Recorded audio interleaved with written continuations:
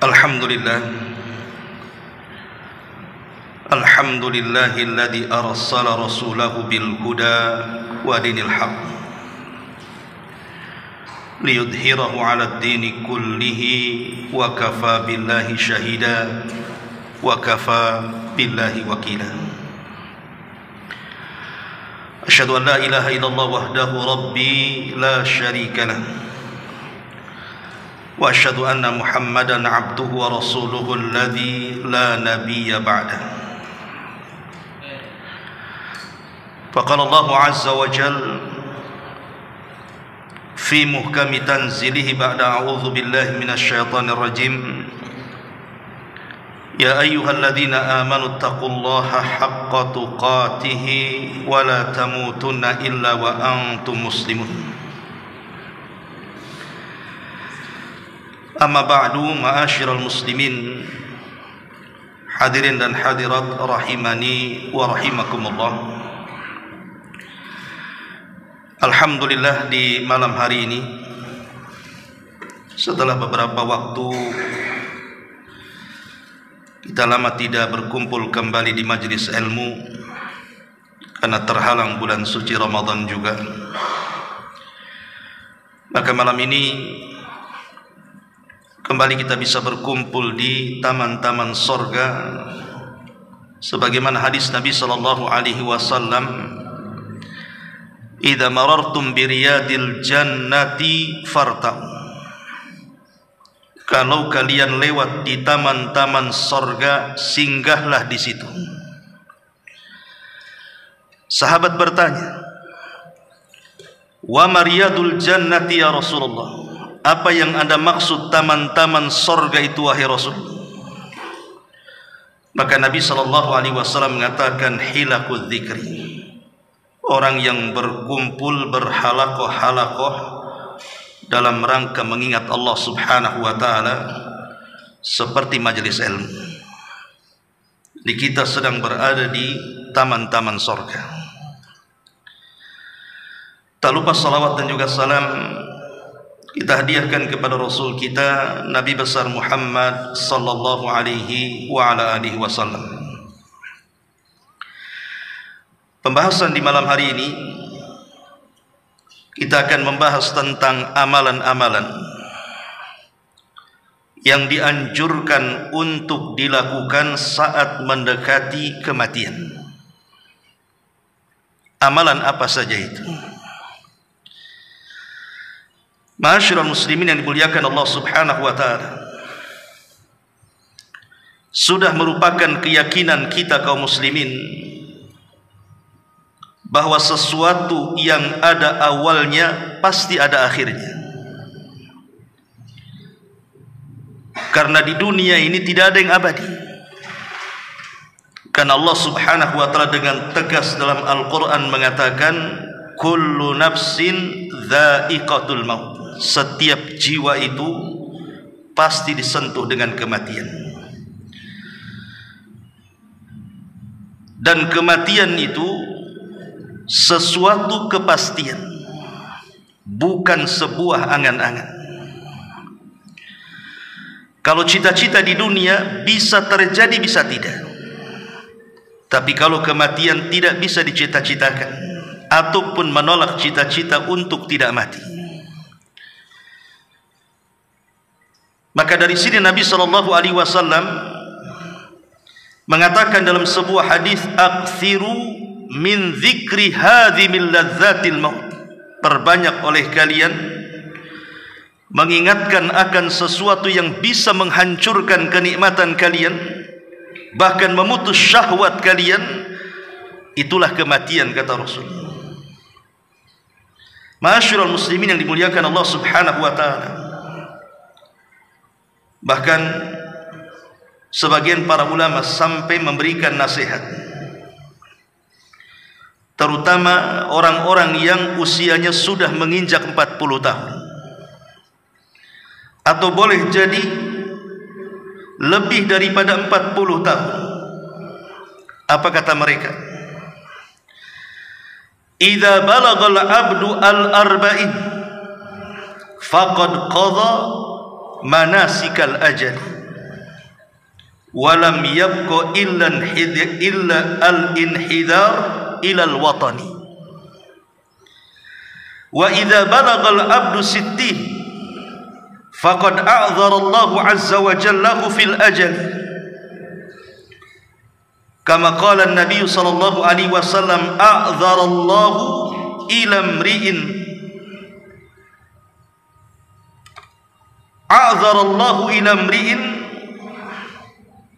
ukhira ajaluhu hatta balagha 60 sanatan. Kata ulama salaf, apabila seorang hamba sudah mencapai usia 40 tahun, berarti sudah dekatlah ajal dia, dan tidak tersisa kecuali dia harus berhati-hati bahwa dia sedang menuju kepada kematiannya. Dan apabila seorang hamba sudah sampai di usia 60 tahun, maka Allah subhanahu wa ta'ala sudah memberikan uzur kepadanya dalam ajalnya. Makanya Nabi SAW mengatakan, Allah memberikan uzur kepada seseorang yang usianya sudah sampai 60 tahun. Artinya 60 tahun itu sudah sampai kepada angka yang disabdakan Rasul, bahwa umatnya akan berkisar umurnya antara 60 sampai 70 tahun saja. Tetapi sekali lagi, bahwa usia itu bukan patokan orang itu dekat dengan mati. Karena banyak juga orang-orang yang di usia 10 tahun dia mati, di 20 tahun dia mati, di 30 dia mati, dan begitu seterusnya. Karena kematian itu merupakan rahasia. Ma'asyiral muslimin yang dimuliakan Allah subhanahu wa ta'ala, makanya Nabi SAW sampai mengatakan kepada seorang sahabat namanya Tariq al-Muharibi radhiyallahu anhu. Apa kata Rasul? Ya Tariq, wahai Tariq, kata Rasul, ista'id lil mauti qabla nuzulil mauti. Persiapkan hidupmu untuk kematian sebelum datang kematian. Dari sini kita tahu bahwa banyak orang yang melalaikan kematian, padahal kematian itu, kata para ulama, adalah sesuatu yang sangat menakutkan. Tidak ada yang menakutkan melebihi kematian.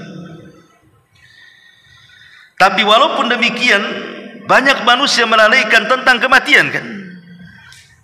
Tentu sebabnya dua. Pertama, karena dia tidak yakin peristiwa-peristiwa yang akan terjadi setelah kematian. Dan yang kedua, karena dosa yang menumpuk dalam badannya sehingga terlalaikan mengingat dari kematian. Orang kalau tidak yakin akan peristiwa setelah kematian, pasti dia lupa dia akan mati.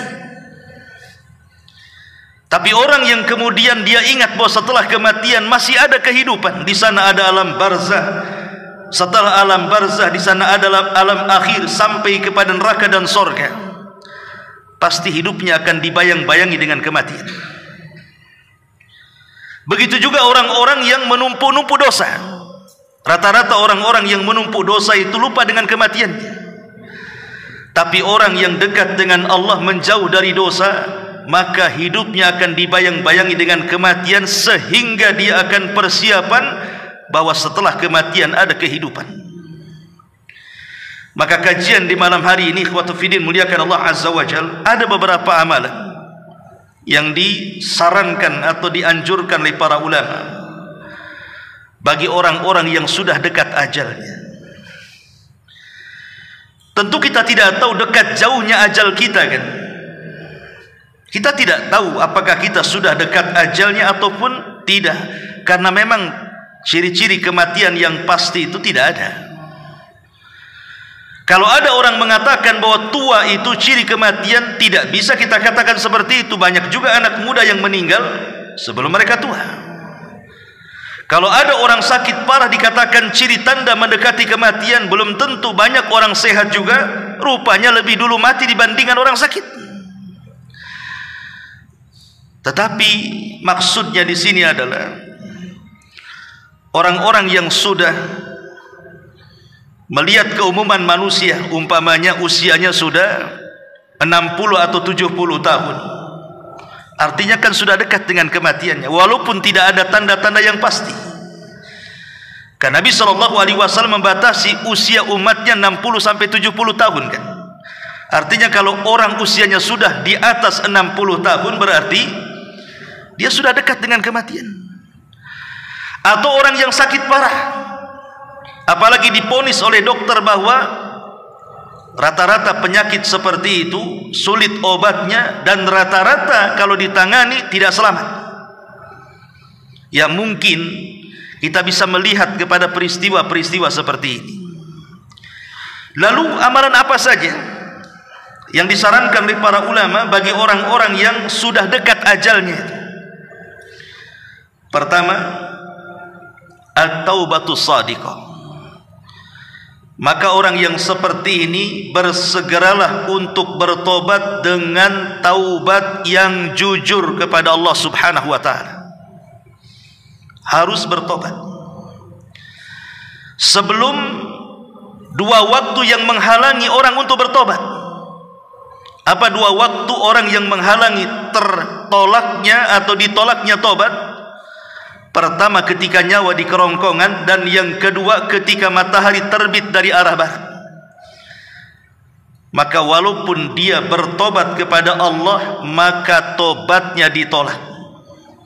Dan itu disabdakan Nabi SAW, innallaha yaqbalu taubata abdin ma lam yughargir. Allah itu masih menerima tobatnya seorang hamba selama nyawa belum ditenggorokan. Lihat Fir'aun laknatullah, ketika nyawa Fir'aun itu ditenggorokan, ketika hampir tenggelam, dia sempat bertobat kepada Allah. Dan dia mengatakan, amantu bima amanat bihi Banu Israel. Aku beriman sebagaimana orang-orang Bani Israel beriman kepada Musa dan ajarannya. Tapi apalah gunanya Fir'aun bertobat? Karena nyawa sudah di kerongkongan kan? Tetap saja tobatnya Fir'aun ditolak. Makanya sebelum nyawa di kerongkongan, kata para ulama, bertobatlah kepada Allah Subhanahu wa taala. Karena memperbanyak tobat dengan memperbanyak istighfar kepada Allah Subhanahu wa taala adalah jalan menuju husnul khatimah. Maka orang-orang yang dekat ajalnya bersegeralah bertobat kepada Allah Subhanahu wa taala. Apa maknanya? Maknanya perbaiki yang tersisa dalam hidupnya dengan memperbanyak ibadah kepada Allah Azza wa Jal.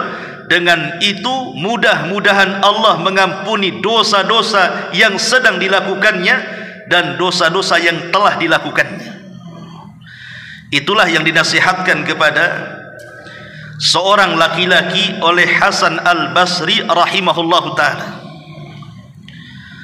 Ketika ada seorang laki-laki ditanya oleh Hasan Al-Basri, kam umruka ya fulan?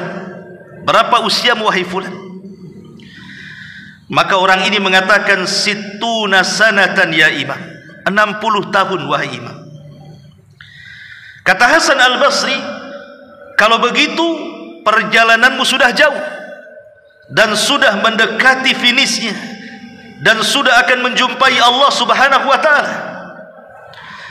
Maka orang ini mengatakan, inna lillah wa inna ilaihi raji'un. Ya imam, kita semua datang dari Allah dan akan kembali kepada Allah. Maka Hasan Al-Basri rahimahullah ta'ala mengatakan, ya fulan, tahukah tafsir daripada inna lillah wa inna ilaihi raji'un? Maka orang ini mengatakan, tidak ya imam. Idzan fassir lana, kalau gitu tafsirkan apa maknanya. Maka Hasan Al-Basri mengatakan, inna lillah, artinya inna lillahi abdun.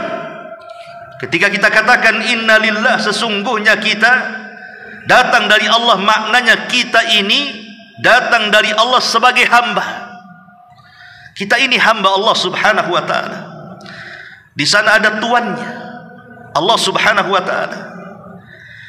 Kalau kita seorang hamba, wa inna ilaihi raji'un, dan kita akan kembali kepada Allah, maknanya kita harus mempertanggungjawabkan kehambaan kita di dunia saat kematian kita menghadap Allah Subhanahu wa taala. Itulah makna inna lillahi wa inna ilaihi raji'un. Bahwa kita seorang hamba dan kehambaan kita akan dipertanggungjawabkan di hadapan Allah Subhanahu wa taala setelah kematian kita. Maka orang ini mengatakan, ya Imam, kalau kita akan dihadapkan di hadapan Allah, kira-kira nih, apa yang bisa meringankan kita untuk mempertanggungjawabkan perbuatan kita di hadapan Allah? Maka Imam Hasan Al-Basri mengatakan, perbaiki hidupmu yang tersisa, Allah akan ampuni dosamu yang sedang dan yang telah kau lakukan. Artinya bahwa orang-orang yang dekat ajalnya, entah dia sakit parah atau usianya sudah tua, maka sisa daripada usia yang ada itu, bertobatlah kepada Allah. Gunakan semaksimal mungkin, gitu maksudnya, untuk kembali kepada Allah Azza wa Jalla, meningkatkan ketakwaan kita yang ketika kita sehat kita tidak lakukan, ketika sakit kita lakukan, yang ketika di masa muda kita lalaikan, ketika di masa tua kita rajinkan ibadah itu kepada Allah Azza wa Jalla. Itulah alamat tobat. Bukan hanya memperbanyak istighfar lisannya, tapi juga raganya juga menyibukkan dengan ibadah kepada Allah Subhanahu wa taala. Ma'asyiral muslimin yang dimuliakan Allah Subhanahu wa taala, ini yang pertama. Yang kedua, at-tahallul minal madzalim. Lepaskan sesuatu yang menjadi beban bagi diri kita dari kezaliman-kezaliman yang kita lakukan kepada orang lain. Kalau memang semasa kita sehat kemudian sekarang sakit parah, kalau kita pernah melakukan kezaliman kepada manusia, entah mengambil hak mereka, kembalikan. Nabi SAW bahkan di akhir hayatnya, bayangkan, ketika itu Nabi SAW berada di puncak karirnya, di puncak kepemimpinannya. Mekah dan Madinah sudah berada di tangannya. Semua sudah masuk Islam di zaman itu. Artinya Nabi SAW sudah melaksanakan tugas sebagai seorang Nabi, tinggal menuju ajalnya saja. Ketika di khutbah terakhir, dan setelah itu tidak ada khutbah lagi, Nabi SAW naik ke atas mimbar. Di antara wasiat Nabi SAW apa? Man kuntu dharabtu dhahran, barang siapa yang ketika itu, kata Rasul, aku pukul pundaknya, fahada dhahri falyaqtas minni, nih punggungku, silahkan kisos hari ini. Wa man kuntu syatamtu irdan fahada irdi, kata Nabi SAW, kalau dulu mungkin di antara kalian ada yang kucaci maki kehormatannya, ada yang kuhina dia, ada yang kurendahkan dia, ada yang kugibah dia, sekarang kehormatanku ada di hadapan kalian, kisos. Wa man kuntu akhadtu malan, kata Rasul, atau mungkin dulu aku tidak perasa mengambil harta kalian, fahadha mali falyakhud minni, ini hartaku, ambil sekarang. Lihat bagaimana Nabi SAW mencontohkan ini ujung hayatnya ini. Karena setelah khutbah ini Rasul tidak pernah berkhutbah lagi, karena sudah kemudian dipanggil oleh Allah Subhanahu wa taala. Tapi Rasul mencontohkan satu amalan apa? At-tahallul minal madzalim, melepaskan seluruh kezaliman-kezaliman yang pernah dilakukannya. Maka orang-orang yang dekat ajalnya, lepaskan kezaliman-kezaliman itu. Kalau kita pernah menggibah orang, minta maaf kepada orang yang digibahinya. Kalau pernah menghina orang, minta maaf kepada orang yang kita hina dia. Kalau kita pernah mengambil barangnya, kembalikan barangnya kepada dia.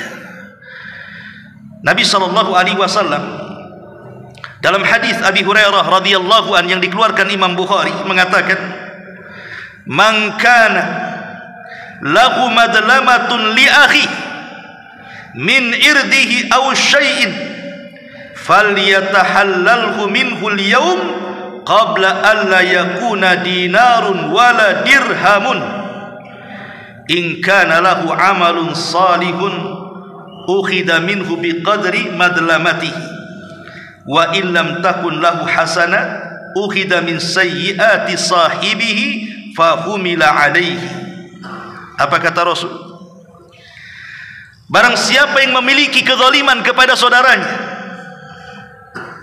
baik kehormatannya atau sesuatu yang lainnya, maka mintalah kehalalannya sebelum datang di mana dinar dan dirham tidak ada manfaatnya. Kalau dia memiliki amal saleh, kemudian dia melakukan kezaliman kepada orang lain, maka amal itu akan diberikan kepada saudaranya sebatas kezalimannya. Tapi kalau dia tidak memiliki amal saleh, maka akan dibebankan dosa saudaranya kepadanya. Itulah yang disebutkan dalam hadis Nabi SAW sebagai orang yang muflis, orang yang bangkrut, kata Rasul.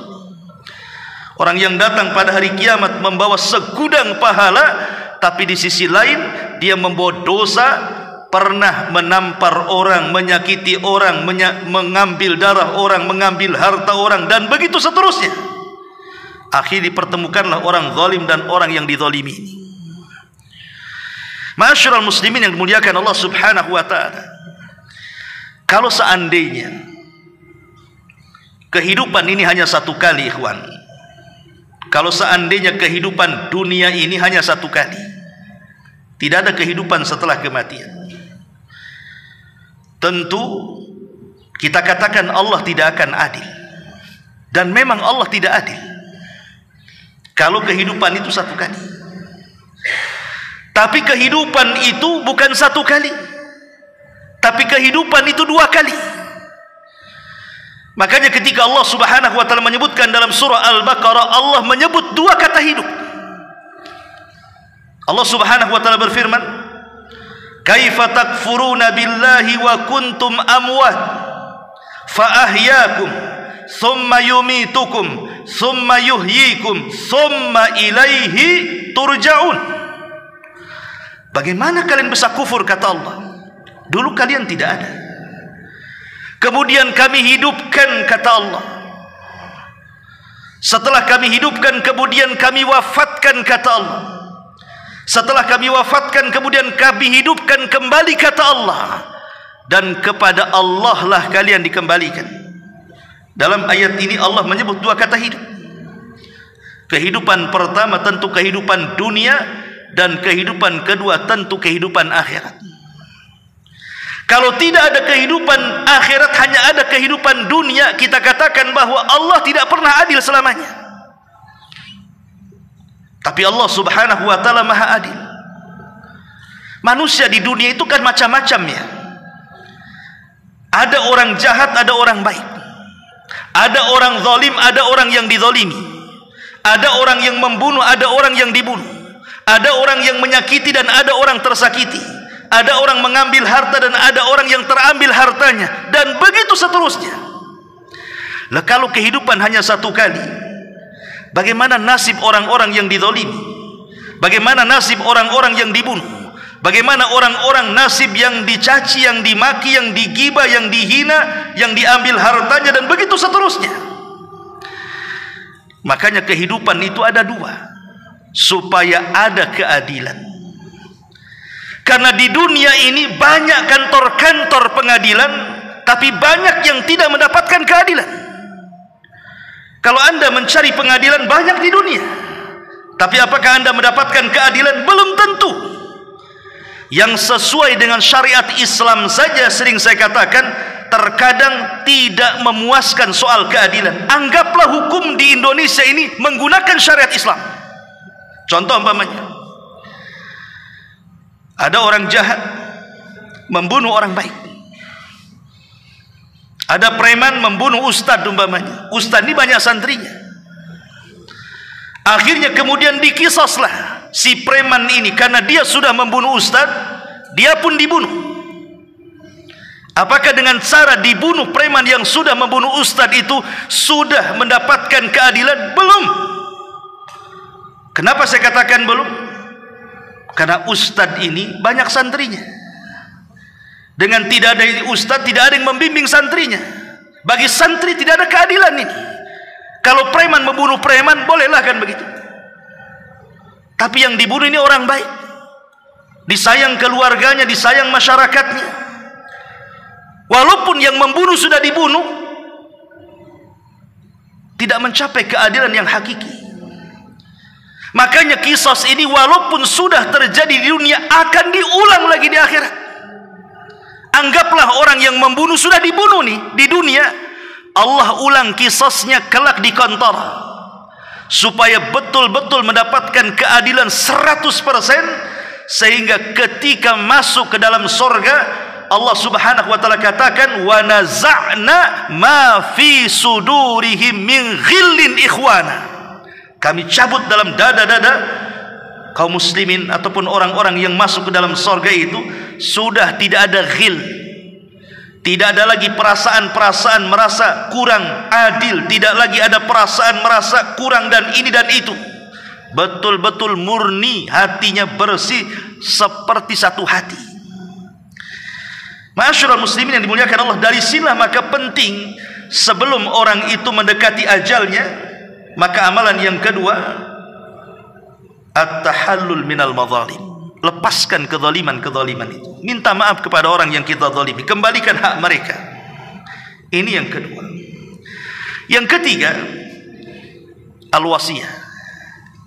Berwasiat kepada orang-orang terdekat kita. Di dalam Al-Quran surah Al-Baqarah ayat 180 Allah mengatakan, kutiba alaikum idza hadara ahadakumul mautu in taraka khairanil wasiyah.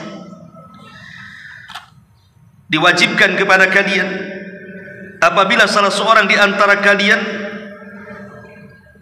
datang kematiannya, hendaklah dia meninggalkan wasiat kepada orang terdekatnya.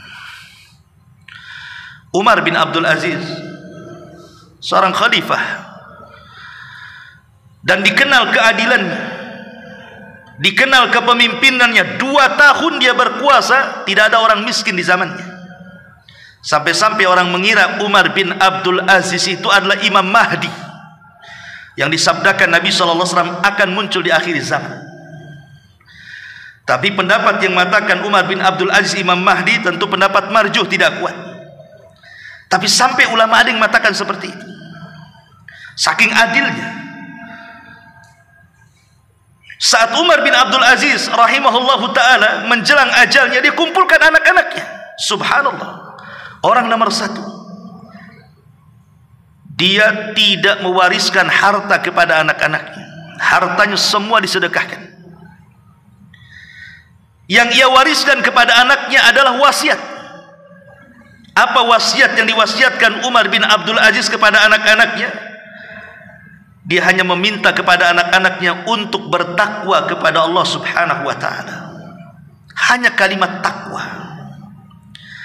Tapi kalimat takwa apabila didengar oleh ulama salaf, kalimat ini menggetarkan jiwa-jiwa mereka. Beda dengan kita. Setiap Jumat bahkan rukun khutbah itu adalah memperingatkan seorang khatib di mimbar-mimbar Jumat untuk mengingatkan ketakwaan di hari Jumat, kan? Itu rukun Jumat. Tapi berapa banyak orang-orang yang diingatkan setiap Jumat dengan takwa, ketika keluar habis Jumatan tidak menambah pun ketakwaan itu. Tetap saja habis Jumatan, yang korupsi ya korupsi, yang curang ya curang, yang gibah ya gibah, yang dusta ya dusta, dan begitu seterusnya.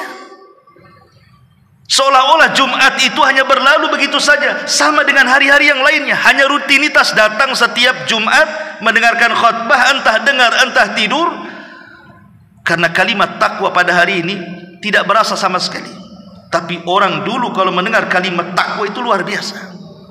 Makanya Umar bin Khattab radhiyallahu anhu satu hari berjalan bersama pembantunya Aslam ke pasar.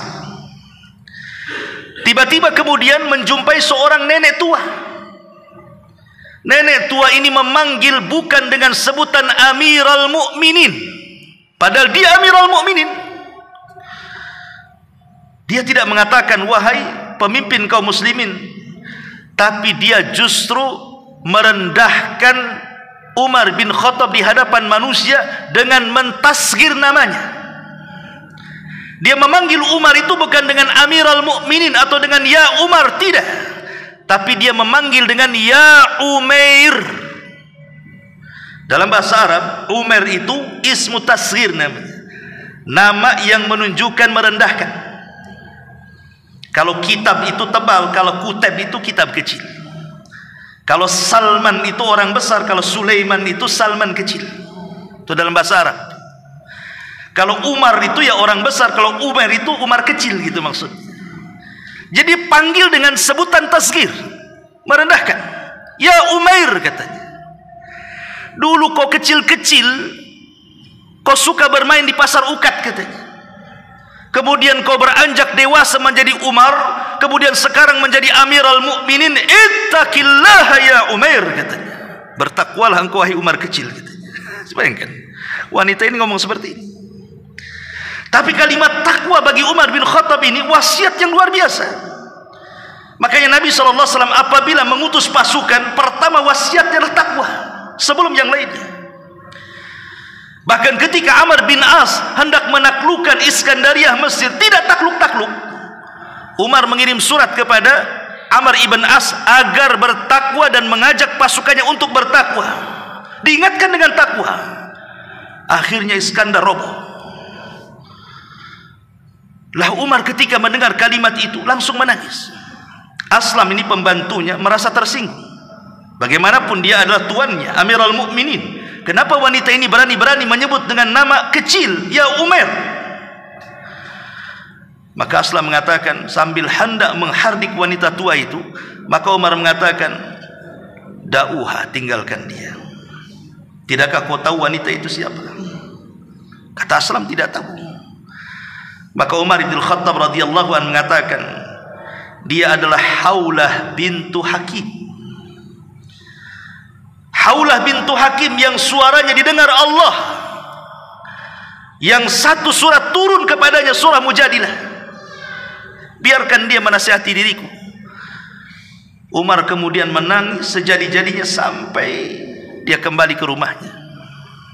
Begitulah wasiat takwa. Ma'asyiral muslimin yang dimuliakan Allah, maka Umar bin Abdul Aziz inilah yang diwasiatkan kepada anak-anaknya untuk bertakwa. Kenapa dia tidak mewariskan hartanya? Ini alasan Umar bin Abdul Aziz. Dia mengatakan, kalau aku wariskan kepada anak-anakku harta yang banyak, kemudian mereka tidak bertakwa, kemudian harta itu digunakan untuk maksiat, maka sama halnya aku menolong kemaksiatan mereka.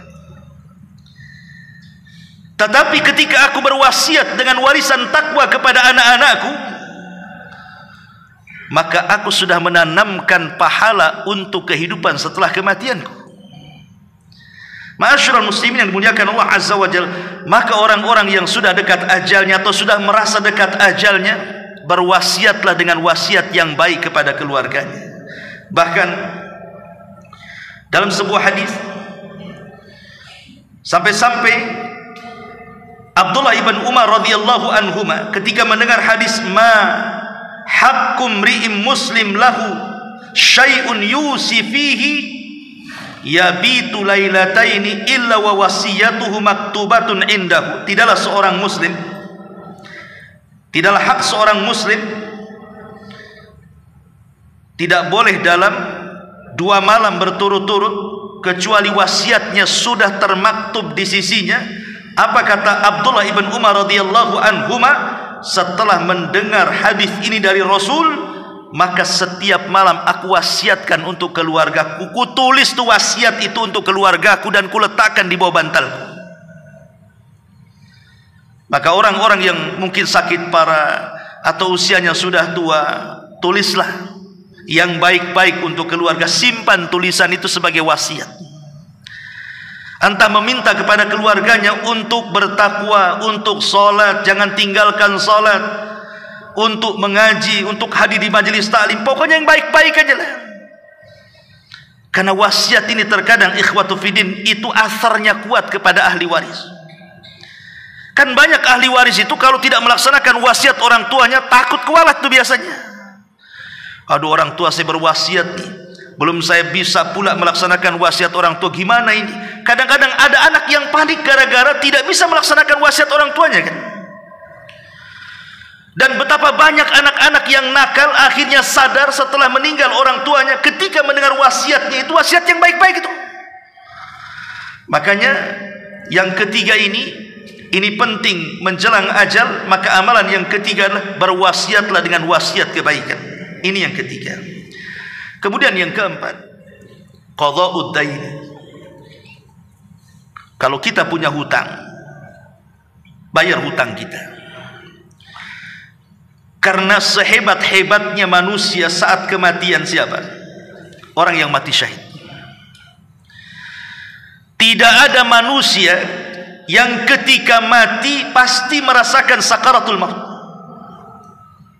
Tidak ada manusia yang tidak merasakan sakaratul maut, kecuali orang yang mati syahid. Dia tidak merasakan apapun.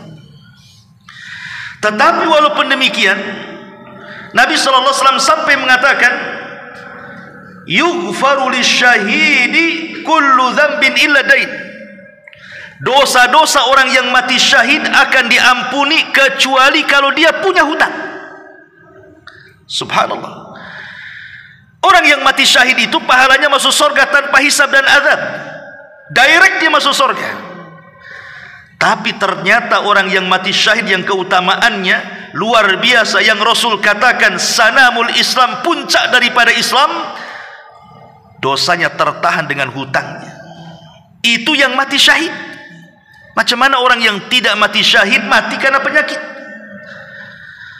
Makanya orang-orang yang sudah dekat ajalnya ingat-ingat apakah dia punya hutang atau tidak. Kalau punya hutang, bicara sama keluarganya, tolong lunas. Katakan saya punya uang, ambillah uang saya, lunasi hutang-hutang saya. Dan ahli waris juga ketika mendengar bahwa orang yang meninggal itu punya hutang, sebelum harta dibagikan, maka wajib dibayarkan hutang-hutangnya dari harta orang yang mati. Catatannya, dari harta orang yang mati. Karena begini ikhwan, ada orang yang mati itu meninggalkan hutang banyak. Pamannya ada orang mati meninggalkan hutang 1 miliar. Sementara anak-anaknya orang miskin. Jangan lagi cerita 1 miliar, untuk makan dia aja susah. Apakah anak ini wajib membayarkan hutang orang tua dari hartanya sendiri? Maka ulama mengatakan tidak wajib. Jadi kewajiban membayar hutang orang tua yang berhutang itu dari harta orang tua yang ditinggalkan alias harta waris. Tapi kalau tidak ada warisan yang ditinggalkan sementara orang tua banyak hutangnya, maka seorang anak tidak ada kewajiban membayar hutang orang tuanya dari hartanya, kecuali hanya mimbabit tabarru, hanya sekedar ingin berbuat baik kepada orang tuanya, itu saja, tapi tidak ada kewajiban. Tapi kalau dia meninggalkan harta waris, maka tidak boleh anak mengambil harta waris kalau orang tua punya hutang. Harta waris itu bayarkan hutang-hutangnya dulu. Baik cukup ataupun tidak, bayarkan dulu. Setelah tidak ada hutang, barulah kemudian sisa harta itulah yang dibagi. Ma'asyiral muslimin yang dimuliakan Allah Subhanahu wa taala, ini yang keempat.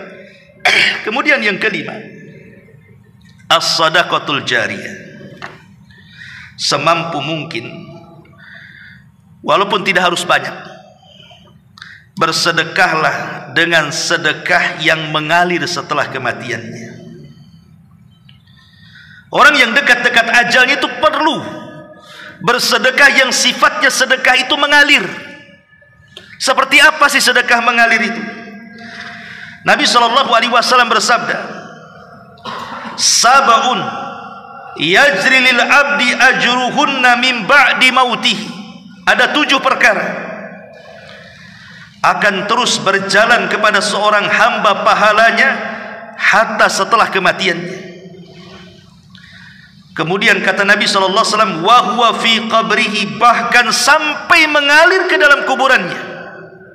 Pertama, man 'allama ilman, siapa yang mengajarkan ilmu. Yang kedua, au qara nahran, atau mengalirkan air. Kemudian digunakan entah membuat sumur di masjid, sumur di pesantren, di panti asuhan, atau mungkin di tempat-tempat yang membutuhkan berhajat kepada air. Kemudian kita alirkan air ke mereka. Au hafara bi'ran, ataupun membuat sumur-sumur, mata-mata air. Au gharasa nakhlan, ataupun menanam pohon. Ya, tidak harus kurma, ya bisa saja kita menanam pohon mangga, ataupun pohon rambutan, atau pohon durian, atau apalah yang kemudian boleh jadi buah-buahannya entah kemudian dimakan oleh hewan-hewan, atau mungkin dimakan oleh tetangga gitu ya. Kita halalkan, silahkan mengambil kan begitu. Aubana masjidan, ataupun membangun masjid. Awarratha mushafan, ataupun mewakafkan mushaf. Beli Quran taruh di masjid.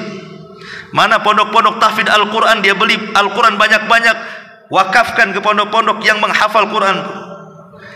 Au taraka waladan yastaghfiru lahu ba'da mauti, atau meninggalkan anak yang saleh yang senantiasa memintakan ampun akan dosa orang tua setelah kematiannya. Inilah amalan-amalan yang mengalir. Atau secara singkat, maksudnya sedekah jariah itu adalah sedekah yang berbentuk wakaf. Itu singkatnya. Ya, tidak harus banyak kan wakaf itu.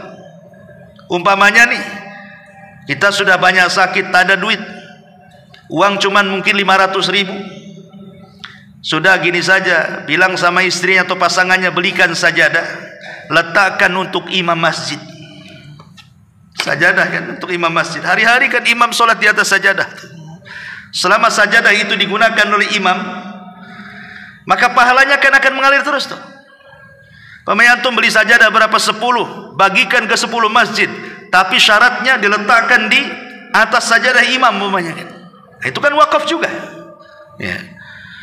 Atau mungkin membelikan satu sak semen, atau satu lonjor besi, atau satu gerobak pasir untuk pembangunan masjid, dimanapun masjid yang ada, atau pesantren, atau yang lainnya.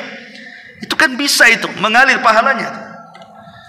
Ini yang kelima, sedekah al-jariyah. Kemudian yang keenam, husnudzan billahi azza wa jalla. Hendaklah berhusnudzan, berbaik sangka kepada Allah azza wa jalla. Karena biasanya ikhwatu fiddin, orang yang dekat ajalnya umumnya anggaplah orang sakit parah, yang sakitnya itu jarang tertolong umpamanya. Menurut kebiasaan para dokter, ya standar lah itu penyakit ini, apalagi kalau sudah diupayakan juga tidak sembuh-sembuh, ini rata-rata tidak tertolong umpamanya kan. Maka hendaklah orang-orang yang seperti ini perbanyak husnudzon, berbaik sangka dengan Allah. Harus berbaik sangka dengan Allah. Karena setan itu lebih dekat dengan orang yang sedang sakit parah dibandingkan malaikat. Biasanya setan itu mewaswasi orang yang sedang sakit parah itu supaya mereka putus asa. Putus asa inilah yang kemudian menjadikan dia terjerumus kepada dosa yang berakhir dengan suudzon, berburuk sangka dengan Allah azza wa jalla. Makanya kenapa kita disunahkan, saya anda kalau datang kepada orang sakit, ceritakan kebaikannya. Ceritakan kebaikannya, jangan menceritakan keburukannya. Apalagi menakut-nakuti dengan kematiannya. Ini kalau penyakit kayak bapak ini rata-rata 3 hari mati. Stres nanti orang. Ya. Jangan sampai ditakut-takuti seperti itu. Atau diingatkan dengan maksiat, cepatlah sembuh. Kapan lagi kita ini sama-sama dugam lagi, maksiat lagi, minum lagi, judi lagi, dan begitu seterusnya. Sebab biasanya kalau sudah teringat dengan dosa, lupa dengan pahala, disitulah letak putus asanya nanti. Seolah-olah neraka terbuka bagi dia, sorga pula tertutup bagi dia. Akhirnya dia merasa tidak layak masuk sorga dan layak masuk neraka. Saat detik-detik wafatnya lupa pula dia bertobat kepada Allah Azza wa Jalla. Makanya kalau seandainya saat orang seperti ini kita bisikkan dengan kebaikan, jangan singgung keburukan dia. Bapak ini orang baik, Masya Allah. Saya kenal, semua orang bilang bapak ini orang baik, rajin sholat, pada sholat seminggu sekali. Oh, rajin sedekah padahal paling bakhil. Umpamanya, terus saja, nggak apa-apa. Supaya dalam otaknya itu, oh ya betul, saya ini orang baik. Ketika itu yang tertanam dalam otaknya, bahwa dia orang baik, disitulah ada harapan mendapatkan rahmat dan seolah-olah dia layak masuk surga. Ketika itulah datang perasaan berbaik sangka dengan Allah. Boleh jadi kalau Allah takdirkan dia meninggal, itu pula amalan terakhir yang dia akan bawa. Berbaik sangka dengan Allah. Karena ada orang yang berburuk sangka dengan Allah. Jangan-jangan saya sudah diazab sebelum mati saya. Memang saya ini pantas masuk neraka, saya tidak pantas masuk surga, saya ini orang hina, ini itu. Akhirnya bukan bertobat saat sakit, stres dia. Ma'asyiral muslimin yang dimuliakan Allah Azza wa Jalla. Makanya kata para ulama, kalau sudah dekat-dekat ajalnya itu, biasakan senyum dengan orang. Seolah-olah kita ini tidak ada raut kesedihan, tidak ada keluhan. Dan biasakan meminta maaf kepada siapapun yang mengunjungi dia. Entah siapapun, entah temannya, entah kerabatnya, entah apa. Kalau kita lagi sakit parah itu langsung minta maaf, minta kehalalannya. Karena kita tidak tahu kita ini punya dosa sama siapa, apalagi orang sedang sakit kan gitu. Ma'asyiral muslimin yang dimuliakan Allah Subhanahu wa taala. Dan yang terakhir tentunya menjaga lisan. Karena biasanya orang yang dekat-dekat ajal seperti orang sakit itu tidak menjaga lisan. Terkadang dia tasahud. Tasahud itu apa? Menolak takdir. Kenapa kok hidupku seperti ini? Kenapa aku harus seperti ini menyusahkan orang? Kenapa aku harus sakit terbaring bertahun-tahun? Setan terus membisikkan di situ. Akhirnya kemudian menolak takdir kan. Imam Ahmad sudah saya ceritakan. Imam Ahmad ini ketika sakit parah yang mengakibatkan kematiannya, dia sempat mengeruh. Namanya orang sakit ya biasa kita katakan, aduh kan biasa orang sakit ngomong begitu. Namanya sakit harus ngomong apa lagi? Ya paling rendah mengatakan aduh lah. Lah Imam Ahmad itu mengucapkan kalimat aduh. Jadi murid di sampingnya mengatakan, ya Imam, innal anin kalimatun wal kalimatu tuktab. Imam, bukankah arungan kalimat aduh itu sebuah kalimat, dan kalimat itu akan dicatat, dan catatan itu akan dipertanggungjawabkan. Ketika dia mendengar kalimat nasihat dari muridnya bahwa kalimat aduh itu sebuah kalimat yang akan dicatat dan akan dipertanggungjawabkan, langsung diam dia. Tidak lagi mengatakan, dia rasakan aja sakit itu sampai ajal menjemput dia. Sampai kalimat aduh saja Imam Ahmad diam, karena takut itu sebuah kalimat yang kalimat itu akan dicatat, dan yang dicatat itu akan dipertanggungjawabkan di hadapan Allah. Karena kan yang namanya kalimat itu ada yang mengandung dosa 100%, ada yang mengandung pahala 100%, ada yang tidak mengandung dosa dan tidak pula mengandung pahala. Itulah kalimat. Tapi tiga-tiganya akan dicatat. Baik yang mengandung pahala 100% akan dicatat oleh malaikat raqib dan atid. Baik yang mengandung pahala 100% akan dicatat malaikat raqib dan atid. Ataupun yang tidak mengandung dua-duanya tetap dicatat. Sebagai bentuk tugas seorang malaikat raqib dan atid mencatat segalanya. Ma yalfidu min qaulin illa ladaihi raqibun atid. Tidak ada satu lafaz pun kecuali dicatat oleh raqib dan atid. Tapi kata Syekh Utsman Al-Khamis hafizahullah ta'ala yang mengatakan, yang akan dihisab itu wallahu alam, kata beliau, adalah dua, kalimat yang mengandung dosa dan kalimat yang mengandung pahala. Adapun kalimat yang tidak mengandung dosa dan pahala tidak akan dihisab. Itu ijtihad beliau, wallahu alam. Ma'asyiral muslimin yang dimuliakan Allah Subhanahu wa taala, inilah di antara amalan-amalan yang dianjurkan, yang disebutkan oleh para ulama bagi orang-orang yang mendekati ajal kematiannya. Wallahu alam. Sampai di sini ikhwatu fillah dimuliakan Allah azza wa jalla, mudah-mudahan ada manfaatnya. Akhirul kalam, subhanakallah bihamdika asyhadu an la ilaha illa anta astaghfiruka wa atubu ilaik. Allahu taala alam. Assalamualaikum warahmatullahi wabarakatuh.